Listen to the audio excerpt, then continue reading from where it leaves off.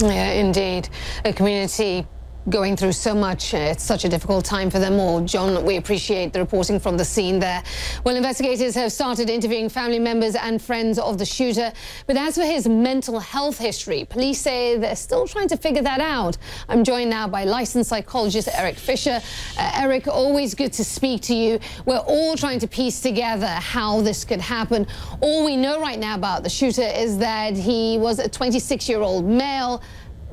Can we discern anything from that? Well, I mean, we really can't. There's some information, potentially disinformation from different sources around the internet, potentially the media. I think what we have to do in these situations is sit back and allow accurate information to come up. What we see, though, and I think what we can really discern from this, is we have a common thread through all of these issues that have happened in the last 3 months, even in our culture, from South Carolina to Tennessee to Louisiana to now, Virginia, now in Oregon, is the common core of hatred, rage, and anger. Is these emotions that are driving these behaviors. As a culture, we don't have a great understanding of our emotions and our purpose to them, and often when we bury them and we don't discuss them and learn how to work them out, that can lead to mental health issues, especially in people who don't have good coping mechanisms, might have some cognitive issues, or don't have very good social skills. So when you say that, my immediate question is, would this have come with warning signs?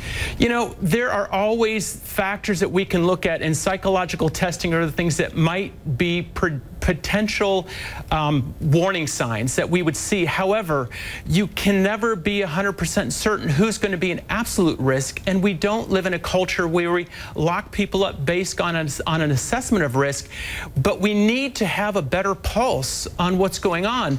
The tragedy is, here's people who seem to move to a small town to escape, the larger world, as one of your other people who was interviewed earlier stated.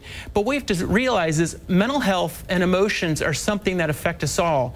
And our children and young adults, as well as older adults, we need to all continue to communicate and learn to understand each other and learn to get along. Because the issue that I see happening now is, while we spend a lot of time talking about terrorism around the world, what we're finding is a number of almost homegrown terrorists that are acting out, like I said, their rage, anger, and hatred on their neighbors.